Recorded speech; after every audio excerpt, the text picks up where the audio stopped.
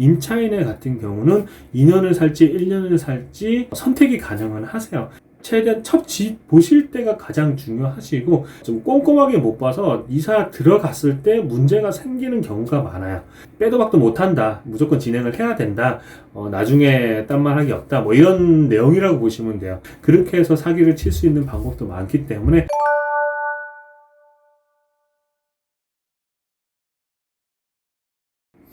안녕하세요. 발로 뛰는 문매니저 문석 팀장입니다. 오늘은 블로그 구독해주신 분들이 많이 오셔서 보시고 검색도 많이 됐던 것 중에 하나를 또 보여드리고 설명드리도록 할게요. 그럼 다시 블로그 보여드릴게요. 제 블로그고요. 저번 영상 때 보여드렸던 블로그입니다. 이번 주는 그래도 한 700분 정도 이렇게 방문을 해주셨어요. 다행히 너무 감사드리고, 오늘은 조금 더 인기가 많았던 영상을 보여드릴게요. 제가 2018년 9월 5일날 올려드렸던 영상이고요. 전세 계약 시 주의사항 등을 체크할 수 있는 영상입니다. 통계를 보시면 누적 조회수만 이 글로만 27,600명 정도가 보신 영상이고, 누적 댓글 수도 상당히 좀 많은 영상이에요. 이거를 오늘 설명드리도록 할게요. 전세 계약 시 주의사항 확인해야 될 게 총 9가지로 나눠서 말씀을 드렸습니다. 첫 번째, 전세계약 주택의 매매가를 파악하셔야 됩니다. 내가 마음에 드는 전셋집을 찾았다면 아파트라면 KB 시세를 확인하셔야 되고요. 그리고 네이버 부동산 등에 들어가셔서 평균 지금 나오고 있는 매물의 시세를 확인하시는 게 좋고, 오피스텔 같은 경우도 KB 시세가 올라오는 경우가 있는데 올라온다면 확인을 해주시는 게 좋습니다. 그리고 빌라나 단독주택, 다가구 주택도 네이버 부동산의 매매가를 한 번씩 꼭 확인을 해보셔야 돼요. 이 물건이 실제로 매매가는 얼마인지, 전세가보다 매매가가 얼마나 차이 나는지 이런 것들을 확인을 해주시면 좋고, 그리고 실거래가 조회도 해주시는 게 좋습니다. 실거래가는 아파트와 빌라, 다가구, 오피스텔 등 실거래가 조회를 바로 하실 수가 있고, 방법을 자세히 올려드린 포스팅이기 때문에 한 번씩 보시면 도움은 되실 겁니다. 여기서 전세가율을 또 확인을 하셔야 돼요. 전세가율이 70%가 넘으면 부동산 경매가 진행이 됐을 때 전세 보증금을 100% 회수하시는 게 좀 많이 어려울 수 있어요. 그렇기 때문에 전세를 구할 때는 대출이 있는 집은 웬만해서는 피하시는 게 좋고, 대출이 있더라도 전세 보증금과 대출금을 합쳐진 금액이 70%가 안 넘는 금액일 경우에만 진행하시는 게 안전합니다. 이 부분은 다음 시간에 전세가율이 어떻게 계산되고 어떤 건지에 대해서 안내를 해드리도록 할게요. 그리고 두 번째 조심해야 될 건 전세 보증금 대출이 가능한지 확인해 주시는 게 좋아요. 요즘은 전세 대출이 80%까지 나오고 이율도 상당히 저렴하게 나오기 때문에 전세 보증금 대출로 진행하시는 분들이 상당히 많이 계세요. 근데 또 은행에서 전세금 대출을 진행할 때 100% 해주는 게 아니기 때문에 부동산 등기부 등본을 체크를 하고 이 시세를 모두 파악을 한 다음에 전세 대출이 되는지 안 되는지 여부를 체크를 해드리기는 합니다. 그리고 제가 여기에 적어드린 거는 일단 그 임대인 동의가 필요하다고 적어드렸는데 이 부분은 아니에요. 제가 처음에 작성을 했을 때 약간 헷갈려가지고 이렇게 적은 거기 때문에 임대인 동의 필요 없이 전세 자금 대출은 충분히 진행이 가능하시긴 하세요. 대신 80%까지 뽑을 때만 간단하게 인증받는 동의가 필요하기는 합니다. 그리고 이 대출을 하실 때는 또 집주인들이 대출을 받는다고 하면 일단은 통보를 해야 되기 때문에 얘기를 하면 좀 안 좋아하시는 분들도 계세요. 요즘에는 특별하게 그렇게 안 좋아하시는 분들은 안 계시는데 그래도 안 좋아하시는 분들이 계시기 때문에 일단 대출이 가능한 집인지를 부동산에 먼저 문의하신 다음에 구하시는 게 좋아요. 말씀을 해 주시는 게 좋습니다. 그리고 세 번째 조심해야 될 거는 대리인이 나와서 계약을 할 때 위임장 및 관련 서류를 확인을 하셔야 돼요. 전세 같은 경우는 일반 매매보다는 부동산이나 구하시는 분들도 조금 덜 조심하는 경우가 있어요. 그래서 이런 사기 같은 것도 좀 많이 뉴스에 나오고 있는데 그런 사기나 이런 걸 안 당하시려면 일단 대리인이 나왔을 때는 계약 시 위임장이라든지 관련 서류는 꼭 확인을 하셔야 됩니다. 전세를 구하시는 분들한테는 전세금이 대부분 전재산인 경우가 많기 때문에 특히 더 조심을 하셔야 되고요. 계약을 하러 나오신 당사자가 현 소유지인지를 먼저 확인을 해 보신 다음에 현 소유주가 맞다면 신분증을 꼭 확인을 하셔서 얼굴 보시고 얼굴이 맞는지를 먼저 체크를 해 보셔야 돼요. 가끔 현 소유주라고 하고도 그냥 신분증 빌려가지고 와서 계약을 하는 경우도 있기는 합니다. 그래서 꼭 얼굴까지 확인을 하시는 게 좋고요. 그리고 만약 이제 현 소유주가 아니라 대리인이 나왔을 경우에는 현 소유자 인감도장이 찍힌 위임장과 인감증명서가 있는지 확인을 꼭 하셔야 돼요. 위임장에 찍힌 도장이 일치하는지도 확인을 하셔야 됩니다. 인감증명서만 가지고 오고 위임장에는 또 일반 도장이 찍혀 있는 경우가 있어요. 그렇게 돼 있으면은 이게 또 효력이 아예 없지는 않겠지만 그래도 위임장의 인감도장과 동일한 게 찍혀 있는 거랑은 많이 차이가 난다고 보시면 돼요. 그래서 그것까지 일치하는 걸로 확인을 하시는 게 좋습니다. 그리고 인감증명서도 확인을 해야 되는 게 하나가 있는데, 인감증명서를 발급받을 때 본인 발급이 있고 대리인 발급이 있어요. 그런데 이 인감증명서도 신분증이랑 간단한 위임장만 있으면 주민센터에서 대리인 발급으로 간단하게 받을 수가 있어요. 그러면은 사기를 칠 마음이 있다면 대리인으로 발급받을 수 있는 서류들을 다 준비를 하셔서 대리인 발급으로 가져와서 인감증명서도 있고 인감도장도 있고 인감도장이 있으니까 위임장도 위조해가지고 찍어서 가져가시면 되거든요. 그렇게 해서 사기를 칠 수 있는 방법도 많기 때문에 한 번 더 안전장치를 걸 수 있는 방법은 대리인 발급이 아닌 본인 발급으로 받았는지 여부를 체크하시는 것도 좋습니다.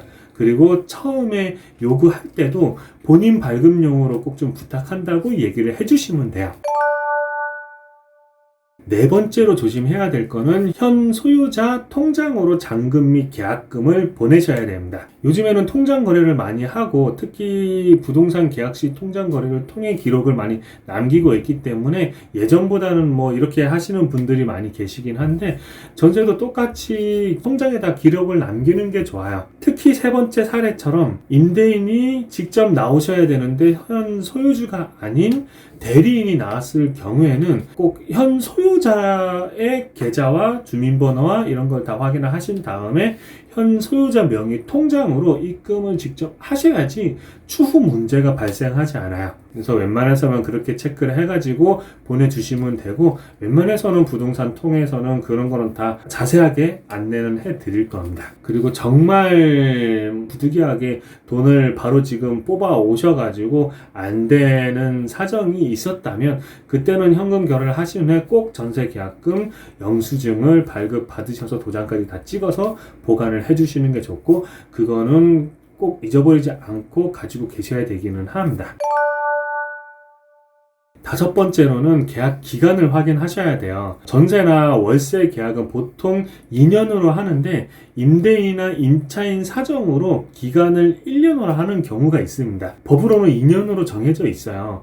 보통 1년으로 계약을 하더라도 임대인은 무조건 2년까지는 살 수 있게끔 조치를 해 주셔야 되고, 임차인의 같은 경우는 2년을 살지 1년을 살지 선택이 가능은 하세요. 이게 이제 주택임대차 보호법에 관련해서 나와 있는 항목이기 때문에 이 부분을 조금 악용하는 분들도 가끔 계시기는 한데, 그래도 법은 알고 있어야지 본인한테 유리한 상황으로 계약을 만들 수 있기는 합니다. 그래서 계약 기간을 확인하실 때는 그런 부분을 좀 더 많이 알고 진행을 해주시면 좋은데, 오늘은 이제 간단하게 계약하기 전에 주의사항이기 때문에 간단하게는 말씀드릴 거고, 1년 계약을 했더라도 묵시적 갱신이 안 되려면 꼭 만료 1개월 전에 임대인에게 통보를 해주셔야 돼요. 그래야지 묵시적 갱신 없이 전세 계약 해지 후 나가실 수가 있습니다. 제가 아래 포스팅에 전세 묵시적 갱신 상세 안내를 적어 드렸기 때문에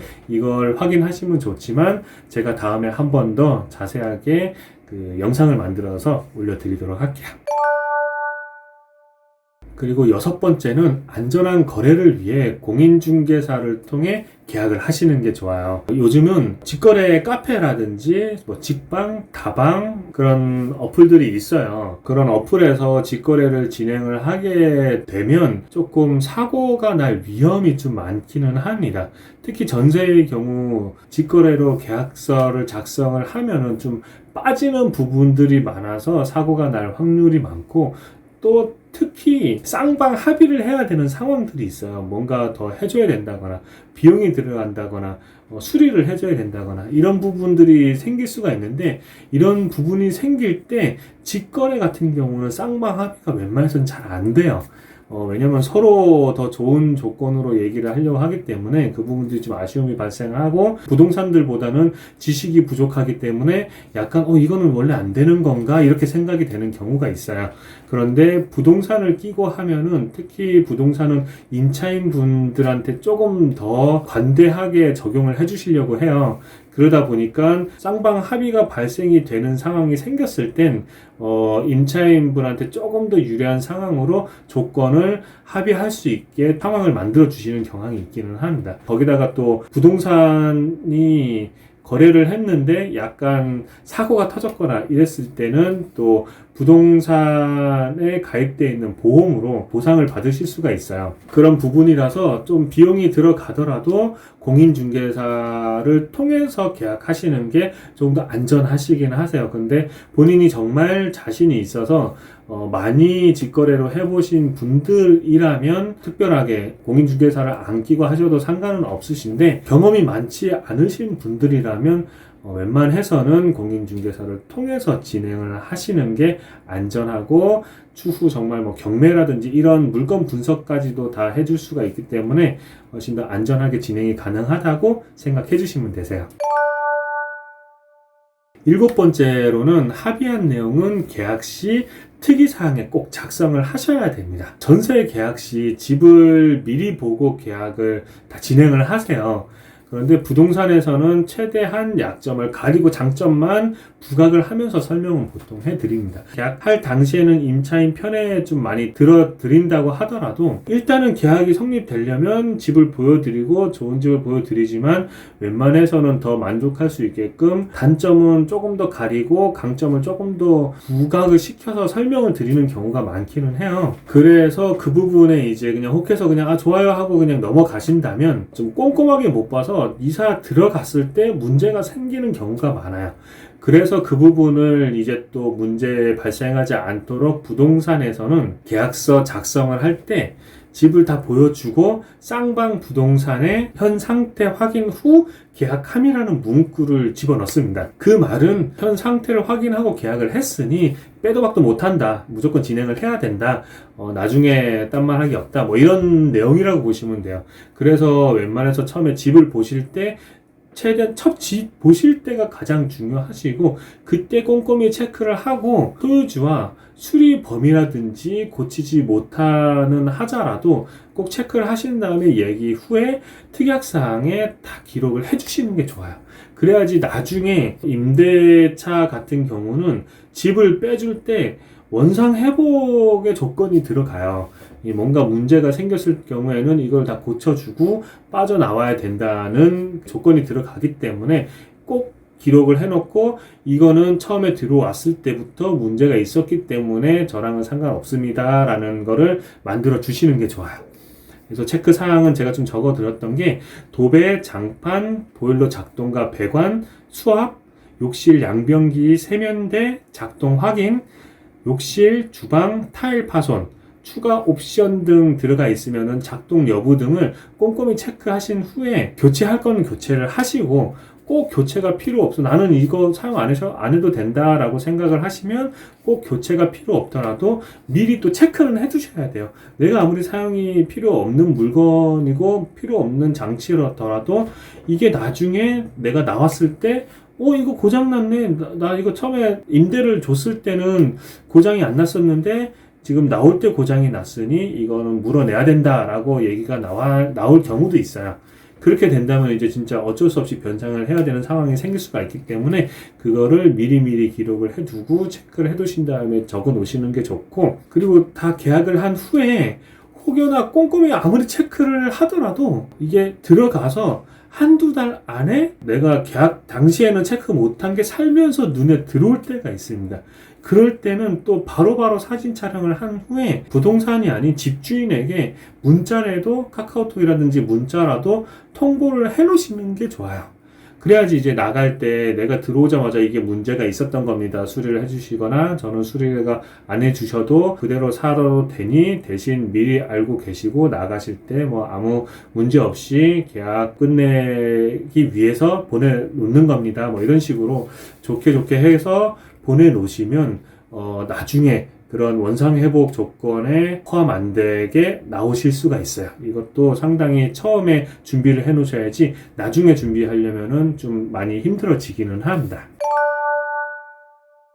8번째는 등기부등본을 확인하셔야 돼요. 전세 계약이 정말 중요한 거고 어느 분한테는 저의 전 재산이 되는 부분이기 때문에 상당히 꼼꼼하게 잘 하셔야 되는데 등기부등본을 확인 안 하시는 분들이 좀 많이 계세요.